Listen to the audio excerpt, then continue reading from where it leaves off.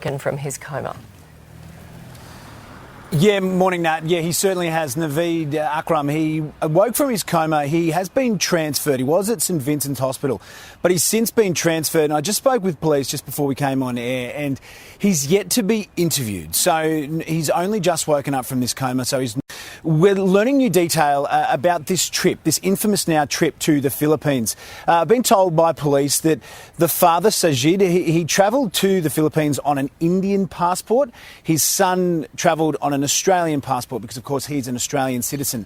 They left on November 1. They arrived back in Australia after leaving on November 28. Now, the reason for their trip, speaking with the AFP, they're hesitant to admit this publicly, but in the south of the Philippines, there are these military-style camps, this well-trodden path, as we spoke about yesterday, for Islamic extremists, for jihadists, for Islamic State in particular, and that is what they're going to be focusing on as well, because coming back to Australia at Campsie, at that Airbnb that we spoke about on Monday morning, where we were reporting from, inside there, it's understood that they've found a video and a manifesto of sorts that the father and son had put together, claiming allegiance to IS, Islamic State. That is what we have allegedly found there, along with some other weapons as well.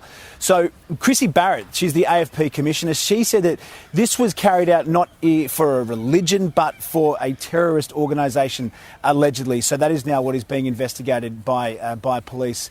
Also, we've received some video of Naveed preaching Islam to young followers, people in Bankstown back in 2019. Take a listen to this video.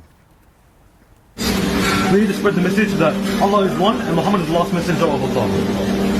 Guys, spread dawah wherever you can. Spread the message that Allah is one wherever you can. Being uncovered back in 2019, we've found out now who those alleged extremists were that he had links with here in Western Sydney. Isaac El-Matari, I can tell you, he is right now behind bars for allegedly conspiring to carrying out a terrorist attack here in Australia. One of those concerning elements is that right now he's able to be released. He hasn't done so, though, through the court, so he is still behind bars. So certainly a lot of chilling details, guys, emerging just as to a potential motive for this alleged terror attack on the weekend. Yeah.